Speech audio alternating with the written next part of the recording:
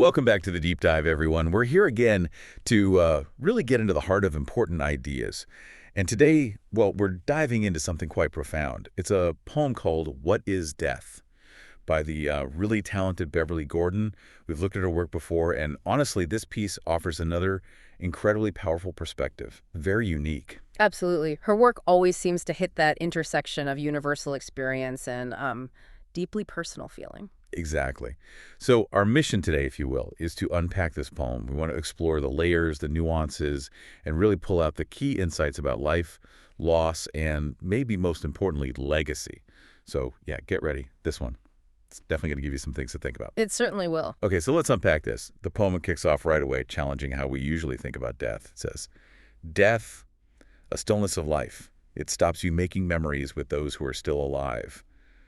That's more than just a biological stop, isn't it? It feels like an active halting. It's a really striking way to open, I think. It immediately shifts the focus from just, the physical end to the impact on our relationships, on our shared world.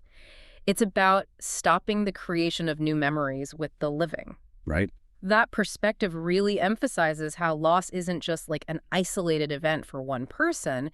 It sends these ripples out. Ripples is a good word for it. It freezes the story mid-telling. Exactly. It freezes a narrative that was still unfolding. And then, almost straight away, we get this. Well, it feels like a paradox. Death is not natural, yet it is part of life. That line.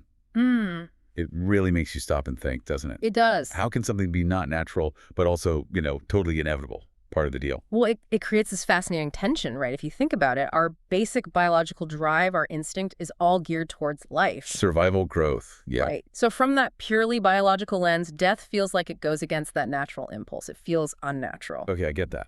But despite that feeling, it happens to everything. It's universal. So the poem pushes us to ask, well, what does natural even mean here?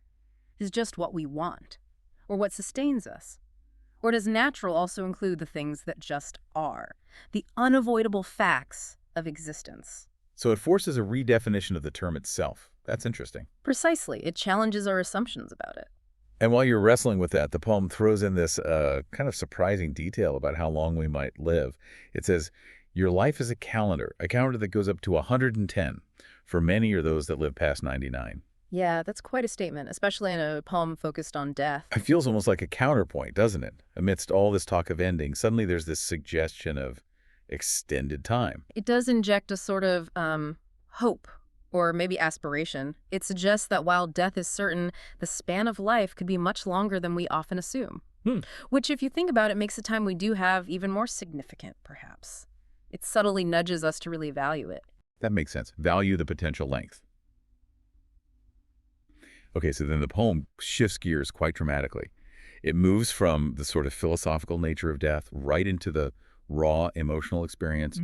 It hits you with death and anguish of pain. Simple, but powerful. Very direct. But it doesn't just leave it there.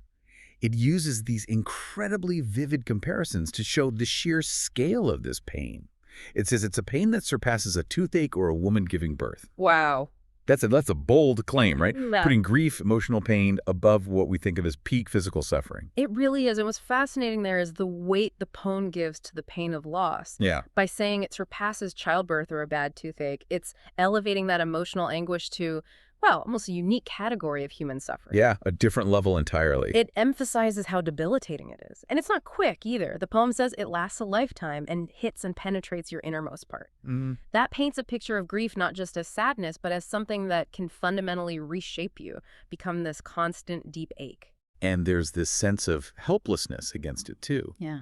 The poem states, no medicine can suppress that anxiety, that feeling of loss. Right. It seems to put this kind of grief beyond the reach of, pills or typical remedies. And that really reinforces the idea that grief is this profoundly human thing, isn't it? It often defies our usual ways of fixing things. Yeah. It tells us this isn't just an ailment to be cured. It highlights how deeply we're impacted by connection, by love, by attachment. And when those bonds break, the pain is described as almost fundamental, too deep to just medicate away easily. It makes you realize how wired we are for that connection and how shattering it is when it's gone. Exactly. So Okay, that leads us to what feels like a really crucial turning point in the poem. It moves from focusing on all that pain and loss to asking, well, what's left? What actually endures? It asks, every living thing that breathes dies. What have you got left behind? Which is the natural question after dwelling on the anguish, right? Right. You look for meaning. You do. You search for some kind of comfort, some continuity. And the poem gives this beautiful answer. It points towards something intangible, but so intimate. Mhm. A book full of memories. Something for those that are alive to look back on. Not possessions, not status, but memories. And this really brings up the whole question of legacy, doesn't it? What is legacy? The book of memories.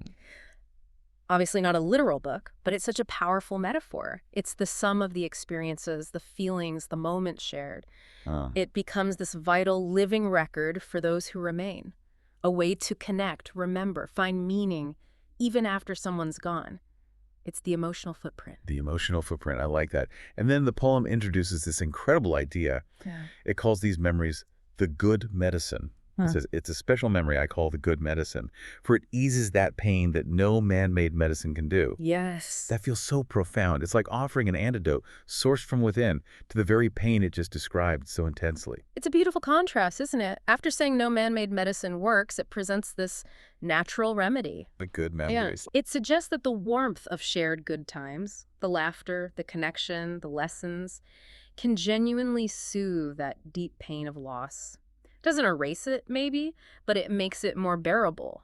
It gives it context, perhaps even a different kind of meaning over time. Finding solace in what was. Precisely. It taps into that whole psychological idea of meaning-making in grief, where finding comfort in the positive memories helps with healing. And it's not just about personal comfort for the griever, is it? The poem stresses the impact beyond that. What you left behind can make such a difference in others' lives. Might it be good or bad? But one hopes it will be good. That links straight into this idea of conscious living, personal responsibility. Right, because our lives aren't lived in a vacuum. Not at all. Every choice, every interaction, every kindness or unkindness, it all creates these ripples like we said earlier. The poem is basically reminding us that we're constantly writing chapters in other people's book of memories. Yeah, whether we realize it or not. And the contents of those chapters will affect them, for good or bad. So it's this powerful nudge to be intentional about making that impact positive, knowing it lasts. So after this whole journey, the nature of death, the depth of grief, the power of legacy, the poem wraps up with this very direct call to action. So how you choose to live your life depends on you and the company you keep. Okay, so pulling all these threads together, what's the ultimate takeaway here? What's the core message? Well, synthesizing it all, I think the poem acknowledges that death is inevitable, yes, and the pain is real and deep, but it doesn't end there. It ultimately pivots to empower us, the living. The focus shifts from the finality of death to the resonance of a life lived. Okay. It emphasizes that our choices, our actions, our relationships, these are what build our legacy. These create that good medicine for those left behind. So it's really a call to live intentionally. Absolutely. It's a profound call to live with purpose, knowing that the story we're writing now continues to be read and felt long after we're gone. It's about shaping that narrative while we still can. Wow. What a deep dive that was. Beverly Gordon's What is Death?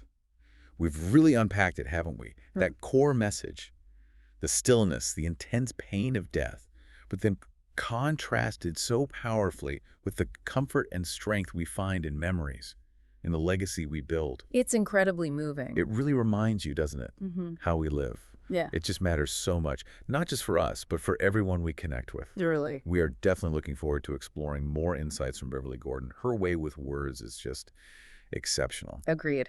Very much looking forward to it. And look, if this deep dive resonated with you today, if these ideas struck a chord or offered some comfort, please think about sharing it. Share it with someone you think might need to hear this message. Yeah, these are important conversations to have. They really are. And make sure you subscribe to The Deep Dive, of course, for more explorations like this one tailored for you. Because as this poem so powerfully reminds us, the more people that hear the message, the greater humanity will become. A beautiful sentiment to end on. It really is. So here's a final thought for you to take away today. What chapters are you intentionally writing in your book of memories right now, knowing that they will echo, that they'll resonate for generations to come?